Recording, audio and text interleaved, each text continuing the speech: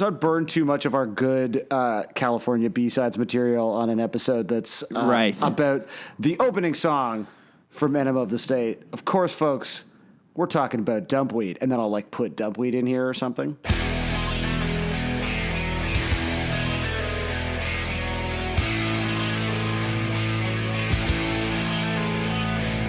Yeah, we could do that. That would be fucking awful. This is obviously this is the opening song on like the biggest, most important Blink record, and I'm curious to get your initial impressions of it because I remember honestly hating the shit out of everything about this record when it came out, when whatever snotty ass grade I was in. I was 13. I remember I have this weird memory of like at our house in Abbotsford, BC, that you can applaud there if you want. Classic. I love Abbotsford. Yeah. Did Blink ever come to Abbotsford? Like just only for the first time ever on the California tour. Really? Because I don't think they're big enough for like Rogers' place. So they played the Abbotsford Arena that did not exist when I was a teen. Ah, so sad. Did you go back for it? I thought about it, but I just went to the Cowboys Casino edition of it in Calgary for the Stampede, which was a whole other. We'll talk about that when we get to California because So I remember we lived in Abbotsford, and we had like my dad's stereo was set up so that in the basement was the stereo, and then you could click either A or B, and then have the speakers on like upstairs where the kitchen and bedrooms were, or downstairs by the stereo. So that's very advanced technology for 1999. I feel like. I know, yeah. He like my dad was like a real like a music head, and he still kind of is, but like he was like super into like cool stuff and like showing me cool stuff when I was a kid.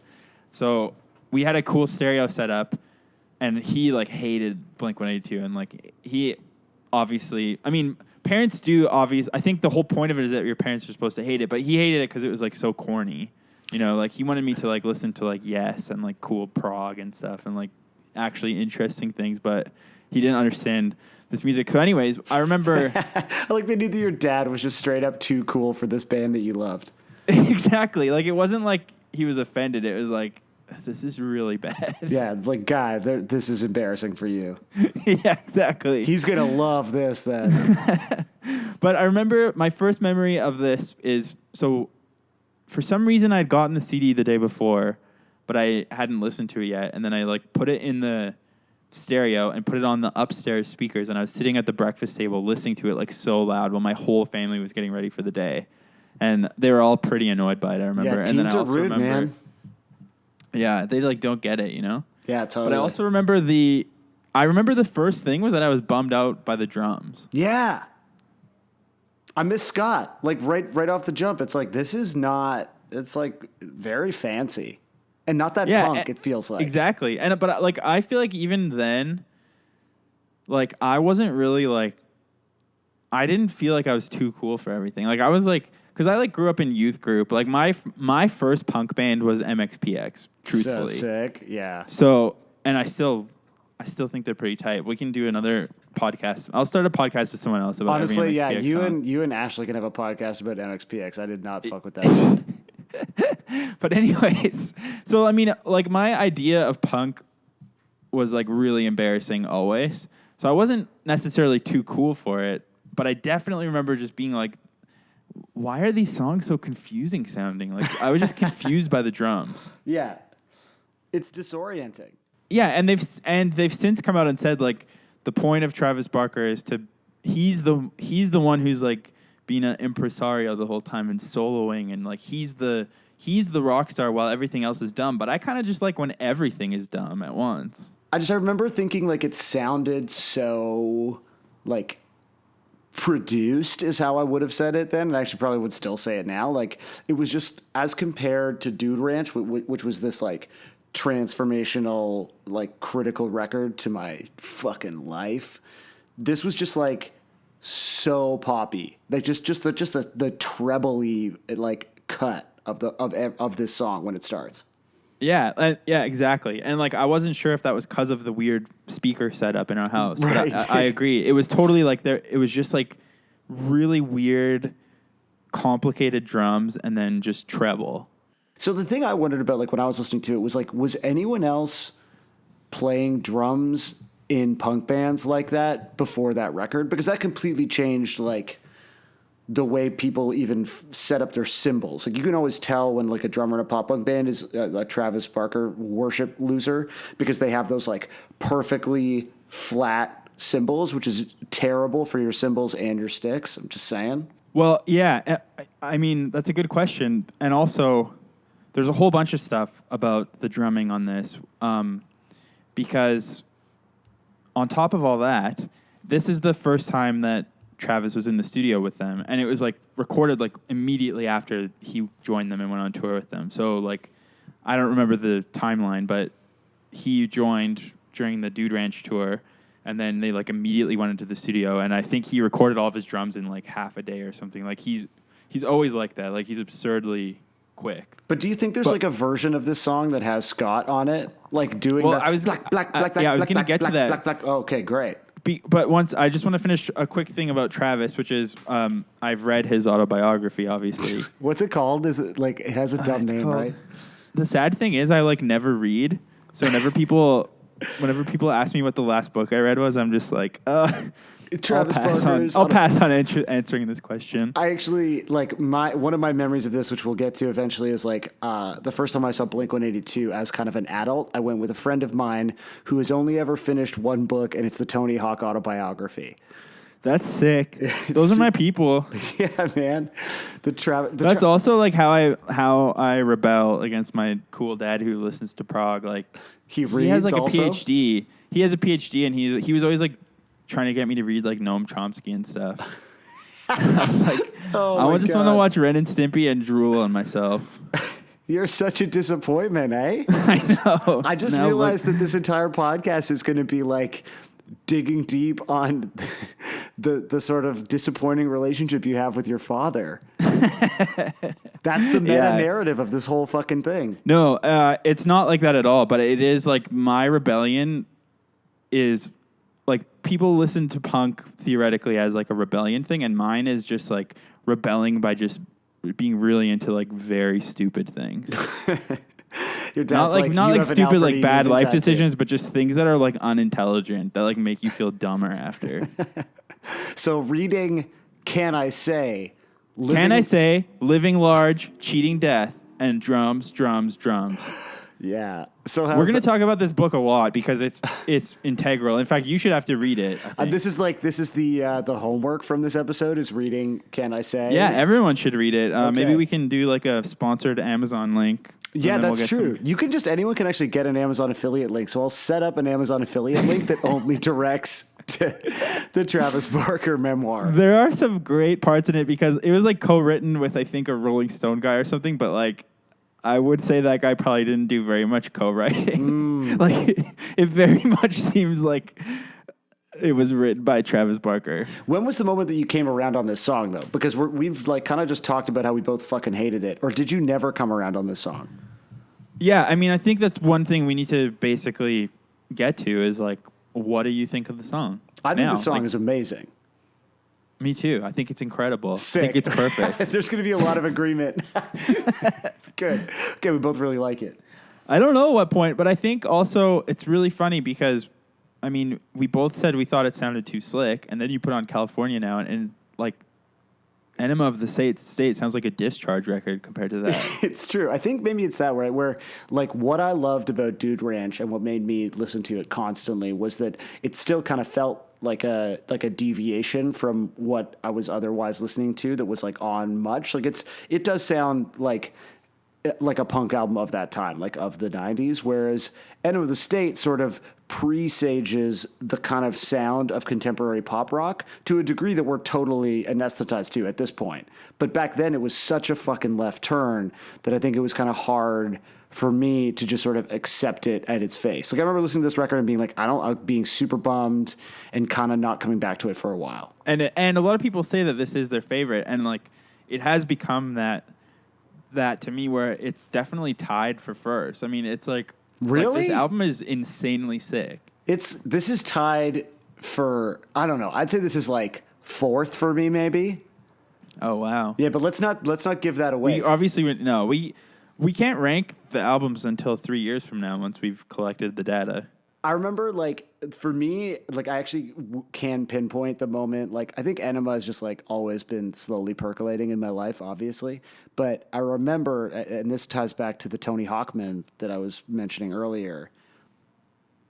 He used to, like, travel a lot. He was, like, in his touring theater production and show. He was, like, always all over the world. And it was your friend. You're talking about your friend. You're not talking about Tony Hawk. No, I'm not. Okay. My friend Tony Hawk.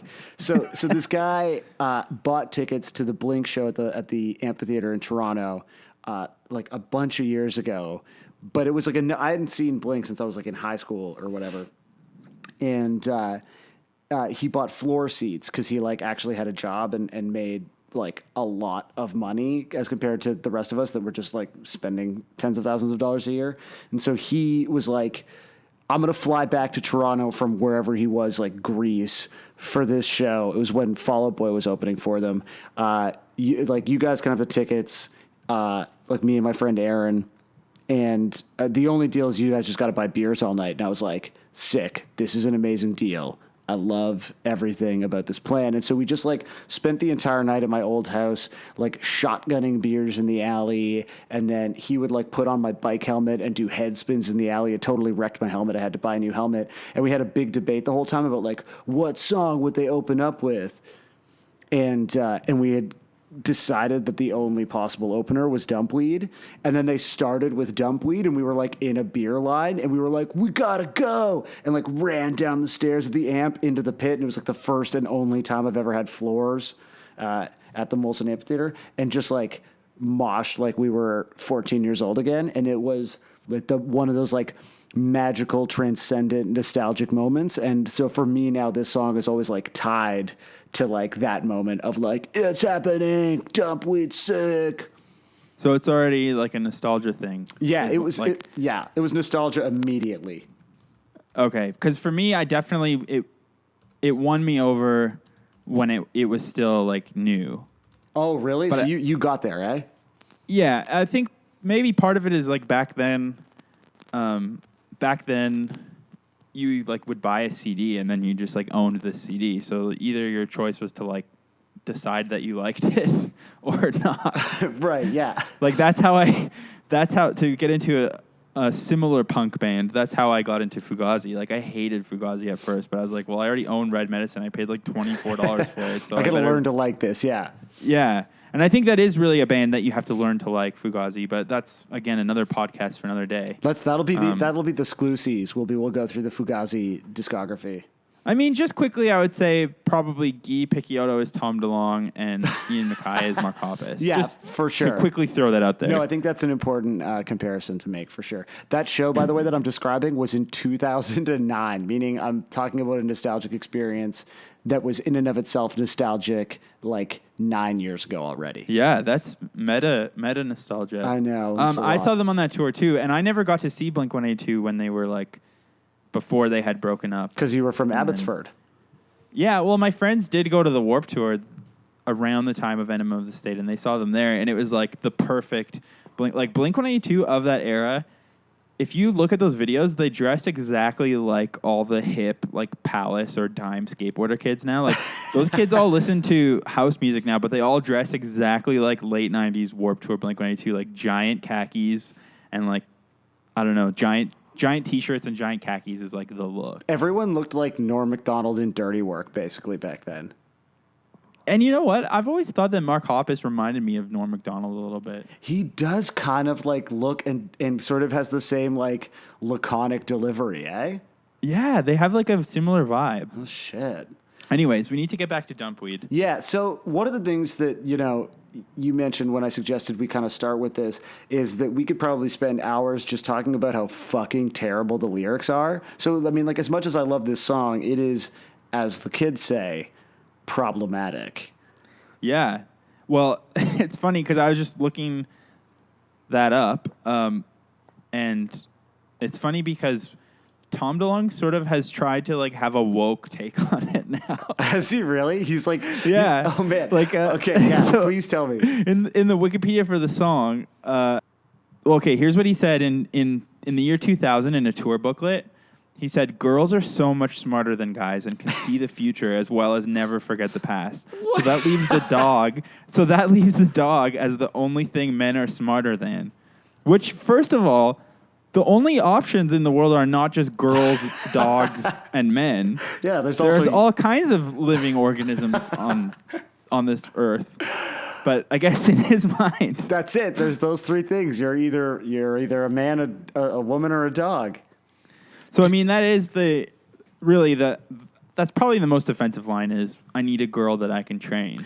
Do you think that Tom literally kind of sees the world that way? So he sees a cat and he's like, well, that's a dog. That sits in the dog category. Or everything other than the two gender binaries, which is outdated already, Tom. Of course, please. Yeah. Other than those two, there's only dogs. He's like, oh, I saw a bear, just a very big, ferocious dog. Or does he? Yeah, and he lives in San Diego too. Like, when he goes to the zoo, it must be terrible. He just thinks it's a giant dog park. Do you think that there are some animals that in his mind sort of fall into the traditional like male-female gender binary though? Like, do you think he thinks a bear is like a very fierce woman or whatever?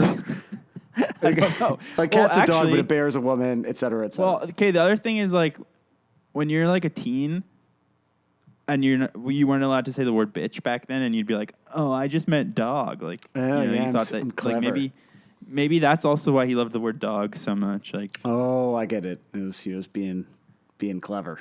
To me, the sort of sexual politics of this song remind me of the great sort of Jessica Hopper essay from Punk Planet way back, I guess probably in the early 2000s, that was about emo, and the headline was like "Emo Where the Girls Aren't," and it was all about the sort of incredibly fucked up misogyny of mainstream emo bands, and the way that it just sort of reduces like all there's no like female characters in emo songs with like any agency or with any sort of characteristics beyond being like really shitty to the guys in these bands. And it was like the first time, like I love Jess Hopper's writing, and it was sort of the first time where I was like, oh yeah, that's like a little like just the way women get written about by like Taking Back Sunday or Dashboard Confessional or Brand New, which eventually Brand New got pretty self-loathing as well, but it was like kind of hateful, like in this like old school misogynist way. And this song for sure, unfortunately, like sits very comfortably in that catalog of like old school sort of just like shitty casual misogyny that you don't think about when you're 14, because I guess I'm a 14-year-old guy and I wasn't thinking about misogyny and female representation. True. I mean, actually, I'm going to go ahead, as much as I hate debating, I'm going to go ahead and say that I would argue that it doesn't fall into that category. I think that's fair. I read like an old, as I was looking at it, I was like, how misogynist is this song? And Ann Powers reviewed the record for the New York Times and was like, it sounds sort of misogynist, but like ultimately Tom is the asshole in the song, and it's a very fucking clear that that's the case. And is that like, I don't know, is that how you feel? That's what I was gonna say. Like, I feel like a lot of those songs that are from those critiques, and a lot of Weezer songs I think are in there too. Yeah, for sure. It's like, it's almost more dangerous because the misogyny is so disguised and hidden that you don't really notice it, and then you're just sort of getting indoctrined by these like sad white masturbators. But in this song, like, I feel like if you write the line, "I need a girl that I can train," and that's like the hook of the whole song, you're kind of admitting that you're an asshole. In a way, maybe he's actually being subversive. It is defensible, I think. Although his like dog defense, it reminds me of I saw Ludacris a couple of years ago, and it was amazing how he had attempted to adapt his catalog to a newer, more woke cultural landscape. So before doing, like Use a Hoe, he would be like, how many like strong independent women we got in the audience, and like people cheer. It's like, if you're a woman who's making money and taking care of your man, like I want to hear you right now. And like if you're an independent woman and you don't need a man to take care of you, like this song's for you. Like you're in control of your life. Like blah blah blah. And there's like Use a Hoe. I was like, who? Like him trying to do this turn, and I get it because also he's a different person than he was back then, and also those songs are bangers. And I'm not actually criticizing them, but the attempt to frame them in this like newer, woker like dressing was so transparent, but truly admirable. And I like that Tom and Luda kind of have that in common, I think. It's almost more that it's extremely ableist. Like he's Is basically it? It's about like a bipolar girl that he just needs to run away from because he can't control her. So it's like I mean, misogyny obviously factors into that, but he's saying she's a dove, she's a fucking nightmare. And so the annotations on here suck, but I'm gonna look at this. I'm gonna give it my own annotation right now. Live, I think what he's using biblical imagery. She's a dove. She's peaceful, right? Like in the Bible, a dove represents peace. True. And so I think he's being biblical here, which is very good. Ties it to literature. Classic literary illusion, the Bible. Yeah. So he's saying at one moment she's a dove, and then another moment she's a fucking nightmare. She's unpredictable. It's my mistake to stay here. So he's saying, like, I need to peace out because I can't control this girl. So, like, it's definitely misogynistic in that he wants to control her, but it's also, like, he should, if he really cares about someone, he should be helping them with their mental issues. It's true. Yeah, I had never considered it from that perspective, but I think that's very insightful, Josiah. And, actually, so, yeah, and not that it's excusable, but we look back and we say, oh, it was the late 90s. Everyone was, like, stupid and not woke and bad. It's kind of true. But on California, I'm seeing some similar lyricism to She's Out of Her Mind, which also seems to be like Blink-182 refuses to date people if they have mental illness, I think. That's actually quite troubling. So hopefully when we get Mark on the podcast, we can talk about his like ableist tendencies. Like maybe he's not even aware of it, right? Sometimes you need someone to point it out to you and say, well, maybe he listened to Dumpweed when he was very vulnerable, and it just seeped into his subconscious, and now he too it's imprinted on him. Yeah. That's dark. You know, one of the interesting sort of lyrical flourishes that I think that you can probably relate to is this idea of the father trying to give his son, Tom/Josiah, advice and saying, you know, you've got to run now. You haven't got a chance now. But ultimately, he stays. Like when he gets the chorus, he says, it was my mistake to stay. You know, despite the fact that my father, with his PhD and all of his books, it's not my dad. His song is about you and your dad, bro. And it's not about a woman. It's about his addiction, Tom/Josiah's addiction to like Ren and Stimpy and Mad Magazine. It's true. But he's gendered it in an attempt to sort of like evoke a more universal emotional response. Hey, maybe. I think could be true. I think we hit on it, man. I think that's actually for a second though. Taking me out of it. Not that I'm not willing to be vulnerable. No, because we've established that. I think you're willing to open up on this cast. But let's look at. I mean, I feel like there's other songs where Tom seems to really not care about what his dad had. Like he doesn't like his dad. But I mean, you know, that I'm doesn't looking mean at he's still your Anthem right dad. now. Well, it's just I'm saying he like in the song Dumpweed, he kind of realizes that his dad has some unwoke wisdom to maybe step away from this relationship that he's in. And it seems that he actually respects what his dad has to say. So like if they had gone down that path a little bit further, maybe he wouldn't have written songs like Anthem or like other songs about hating his dad. That's interesting. Do you think actually, looking at the song now through that prism, that it's actually quite supportive of people struggling with mental illness? Because his old school father, who he is shunning for his traditional, ingrained sort of patriarchal views of the world and prejudices towards those struggling with mental illness, is saying like, you don't want this. Like, and Tom is saying, this is my mistake to make, Dad. Like that's the beauty of doing these like horrible mental gymnastics to try to make things acceptable when they're just clearly awful, regressive statements that shouldn't exist. It's amazing the mental gymnastics you can do to be like, Dumpweed's not misogynist. Why is it called Dumpweed? This is never. Even I have a lot of tabs open right now. Okay. Do any of them like offer any insight? Well, apparently, according to Urban Dictionary, which is. I don't know where else to look. I mean, it's the number one urban dictionary in the world. Actually, okay. Maybe this makes sense. Okay. Dumpweed is someone who's been dumped that can't get over their past relationship. Oh. So the song is named after the poor young lady who he's gotten rid of, but she can't let it go. But has he gotten rid of her, or is like... Because I guess he's gotten rid of her. Or maybe, yeah. Because it sounds like he's stayed. He'd never leave her. He couldn't ever cheat on her. And he's jealous of these other guys. Like I'm actually super confused about what this song is about. Me too. He's maybe too scared to run. He's too scared to stay. Like, who is the? So maybe she dumped him. I feel like he's the D-weed. He's the dumpweed, and yeah, that makes sense because she's constantly changing her mind and dumping him, and then he comes back. Oh, I mean, he's the once weed. again we've come to the conclusion that he's the problem. Yeah, here. Totally. Ann Powers was right, man. I mean, yeah, and the thing is, like, I don't know how to put it. I mean, I'm always scared to talk about this kind of stuff, but no, man, you got to open up. I feel like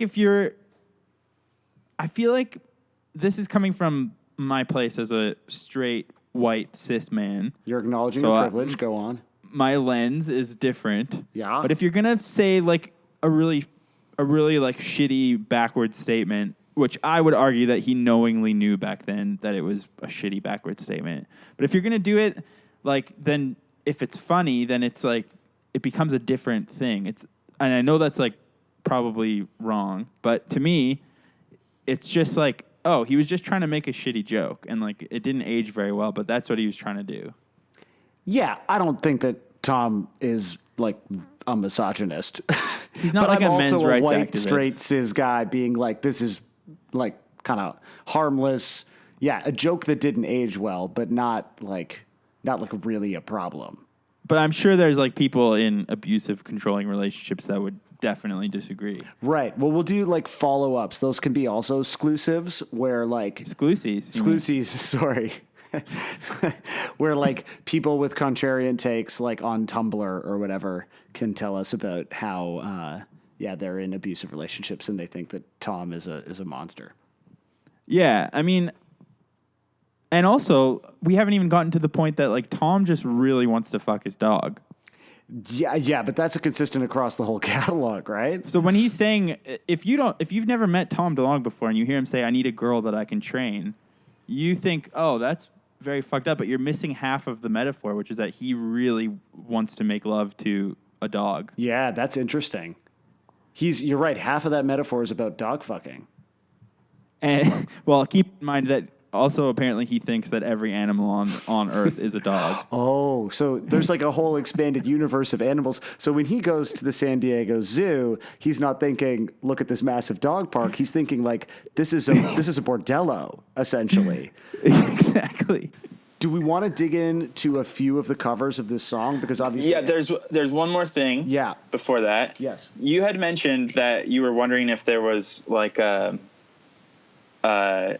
lower 5 version of it. Yeah. And there is. Like, I don't know if you've ever heard the Enema of the State demo, but it's like so sick. And it was just recorded to like cassette tape when they were just practicing the new songs with Travis. So I can send you the link. I don't know if we want to listen to it right now and then talk about it, or send me the link. And actually, no, we might as well listen to it because someone can put it in. But yeah, I've never heard that.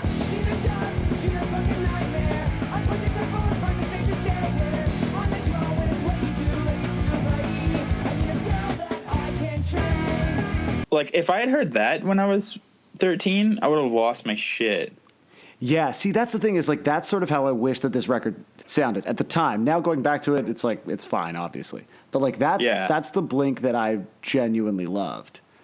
Exactly. And it like, sounds like the sweetest local punk band of your town. Oh, my God, yeah. If that band was, like, 18 when you were 15, you'd be like, these guys rule, and it would be forever imprinted on your heart. Like, it reminds me of every band that I loved from Etobicoke growing up. Yeah, totally. And also, like, I feel like Travis is a little bit more restrained on the demo. He's a little restrained, except there's that bit right in the Girl That I Can Train hook where he does the triplet that isn't on the record. So a girl that I can train, it's like, it's that Aquabats thing where it's Yeah. then they clearly were like, it's not a ska track, bro. Like, it sounds like a No Doubt drum beat or something. Yeah, totally. Okay, so covers. Do we want to dig into covers, or was there anything else like? Oh, the critical? one more thing I was going to say is that You had a lot one of shit. thing that- You were like, I don't have a lot of stuff to say about Dumpweed. yeah, And you have a lot of stuff to say I about do have a Dumpweed. lot to say about Dumpweed, actually. Another thing that made me realize I liked the song was that, like, All the Small Things, for example, terrible song. It's literally the worst Blink-182 song, yeah. And I hated it even then, I think. Like, I kind of liked it at first, but then it got so overplayed, and I just ended up hating it, and it was so slow. And then I got worried because I forgot about Dumpweed, and I was like, oh, are all their songs just these, like, mid-tempo, like, radio songs now? But I love that Dumpweed still has the, like, double-time, fast, no-effects pop-punk drums. Like, and that, I think, should have been a comfort to us as young boys that they hadn't completely sold out. I think, even though you're right that it's important to kind of listen to it in the context of the album, because it goes from this into Don't Leave Me into Aliens Exist, I think. And you listen to that now and you're like, that's such an incredible, like, it's actually an amazing opening 3 songs. But as a kid, you would listen to that and then you get to Going Away to College, which I kind of love because I'm like a soft fuckboy, but it's like a shitty kind of emo song. And then you get to like All the Small Things, and all of a sudden that kind of becomes the prism through which you see the whole album. Or even just because, you're not walking around with an iPod listening to the album all the time. No, it's the CD, yeah. So basically the songs that become the ones you constantly hear are just the radio singles. So you're only hearing Adam's song and All the Small Things. And then you forget that, like, the album has, like, very fast punk songs on it. Yeah, this is like full proper, like, really radio, no effects. It fucking rules. Okay, so covers. This was very well covered. We should come up with like a good name for this section, although obviously there aren't going to be a lot of covers for like the Fallen interlude. There definitely are. There probably are. You're right. Okay, so come up with some hilarious title for cover section. But one of the things that struck me in looking on SoundCloud for covers of Dumpweed is how many like really sincere, emotive acoustic covers there are. And that blows my fucking mind because in a stripped down setting, you're getting all of that misogyny, like super clear. Like I just can't imagine sitting down with a guitar and like delivering, like if you're just playing an acoustic because you're like drunk and it's fun, like whatever, but doing a layered, multi-tracked, like sincere vocaled version of this song is... these guys are misogynists, yeah. Like the context of the song, everything we've described so far, the fast, no effects beats, the goofy guitar nursery rhyme shit, and then Tom DeLonge's voice in this era is his best voice, first of all. But he still, at his best, sounds almost like he's making fun of the idea of a pop punk singer. Like it sounds like he's doing a parody of himself. Yeah.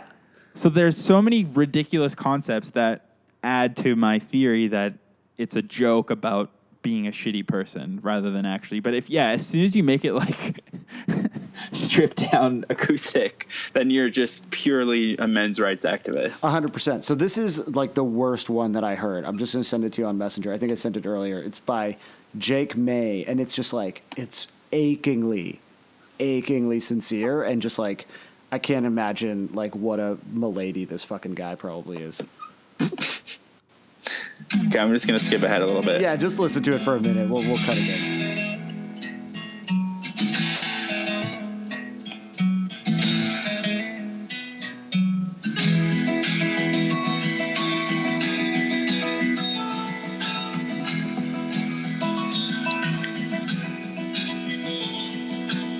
It's understood, I said it in ways. Just scared to run, I'm too scared to stay. I said I'd leave, I could never leave her. If I did, you know I'd never cheat her. Cause I ask, it's what I wanna know. How would you feel if I should choose? Okay, so first of all, I think that like these like Warped Tour wienery guys love the sort of like stop and start feeling of the palm muted chords, like the yeah. And he was doing even I think a little gap longer to be a little bit more funky with it. It was pretty P-funky. They just can't resist that like the herky jerkiness of it all. It's catnip for masturbators. Yeah, and also like people love playing that like hammer on Tom DeLonge, but it's like Like that's like what you learn to play when you're learning how to do hammer-ons in guitar lesson, and they teach you on like your second guitar lesson because they know that you're getting bored of learning things you actually need to know. Yeah, you're like, I don't want to play Pachelbel's canon anymore. Yeah, they're like, fine, just I'll show you this one dumb thing, but don't ever do it because it's embarrassing. And that's what this fucking guy is doing. And that's what Tom DeLonge used to write a song, which is like sick when he does it, but kind of, I don't know, when you're Jake May. Yeah. There's another thing that to speak up on Jake's behalf. Okay, yeah, here. this is good. Defend Jake. Well, if you scroll down past the lyrics, he writes on his SoundCloud, "No misogyny here. Take it with a grain of salt." Signed, Jake. Honestly, that makes it so much worse. Like, dude, steer into the skid. Like, don't. Also, sorry, he wrote that at the end of like, you gotta do like more, and then you get to the part where he's like, I don't hate women. Yeah. Once you've read all the lyrics, he also capitalized misogyny, which makes me think he might have copied and pasted the word. Or maybe he's actually letting you know that this is not a cover of Misogyny by Rancid. He's saying there's no misogyny here. The Rusty song. No misogyny by Rusty here. You may want to check out my other channel where I exclusively record Rusty and like 5440 covers. Okay, so the one cover that I found that I loved a lot is by Nicholas Cameron, and it's like sick riffs and shit. I feel like you will be down as like, or maybe not. This might actually expose how down or not down you and I are with the same sort of corny vibes. Okay.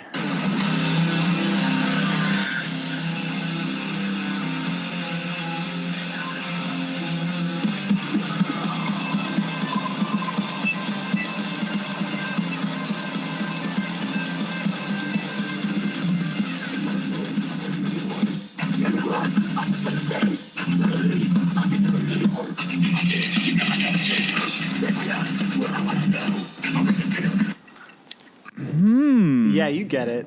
So is that a thing you want to listen to a lot? I don't know how I feel about that. I honestly don't know, because it's like the demo version of Dumpweed is like so sick, and the overly earnest one was dumb. But I think that this one, I don't think I'm down. Okay. I think I'm not down. I respect that. Okay, how about this? There's a lot of like, and I think we'll probably uncover as we get through this. There's like a few kind of standard Blink covers. There's a lot of earnest acoustic shit. This is the only like full like contemporary metalcore one I found, but this one seems in line with a lot of what is out there as well, which I was sort of surprised by, which is this like either full chiptune or like very chiptune influenced synthy like pop rock. Okay, that sounds like it could be good. Yeah, so this is someone on SoundCloud called Digitilit or Digitilut or I don't fucking know. Do you only look on SoundCloud? I looked on YouTube and all I saw on YouTube was like teens covering it in their garage, and honestly, like they sound just like Blink-182. Like it's just like a dad recording it on a camcorder, and it just sounds like there wasn't anything like truly deviant and goofy in the way that like SoundCloud just seems like a wealth. Like there's 84 covers of Dumpweed on SoundCloud. Wow. Yeah. And they're all kind of insane. Hang on, I have so many tabs open.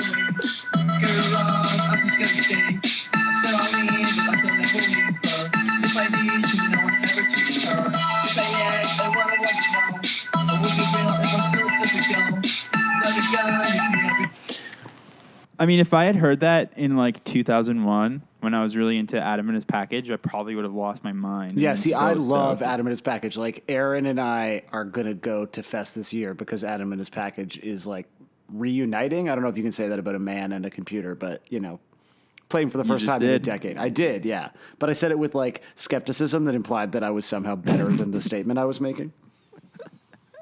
You're not. I know, dude. Yeah, that was pretty good, and it just sort of like it.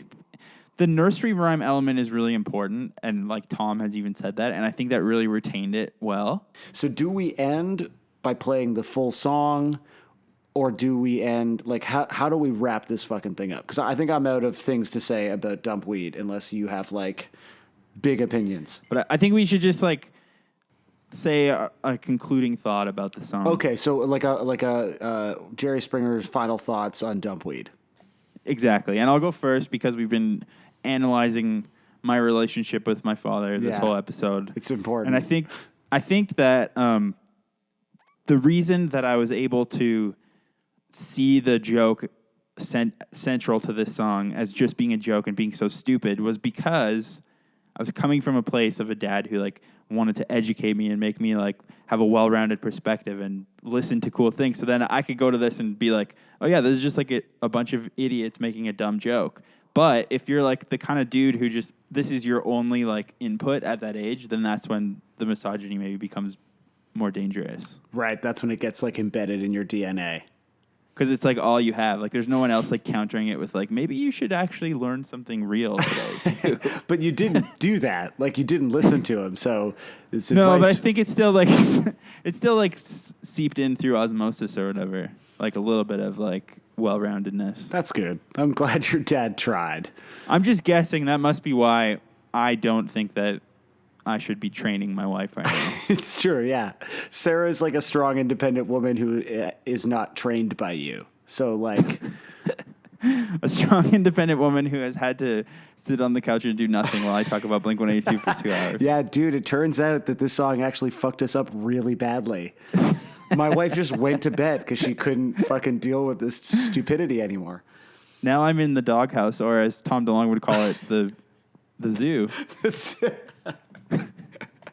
Okay, so my final thought is that to me, Dumpweed captures what initially kind of repelled me from contemporary Blink-182, but then also what brought me back into the fold and allowed me to appreciate how inventive and like fun the band was, and also how sexist they were, and that you and Tom have the same problems with your father. Josiah, it was a pleasure talking about Dumpweed with you This was very fun. And I think people listening to this should know that I've been recording now for an hour and 38 minutes. So whatever you're listening to, know that it was much, much fucking longer. And so we're going to try to do this weekly. We'll bring on guests, and we will get through 155 at present count Blink-182 songs over plus the next exclusives over the next 3 years of our lives. So, and I'm gonna fly to San Diego and interview Scott Rayner. Oh, that's good. We got to get Scott on. I'm gonna fly to San Diego to talk to the zookeepers at the San Diego Zoo and get a sense of what a sexual menace Tom is. In the doghouse. Tommy's in the doghouse. Tommy getting wild in the doghouse. Looking for a bone. Okay, so this was the first episode of the Blink 155 podcast. I think it was pretty good. Well, she's a dog, she's a fucking nightmare.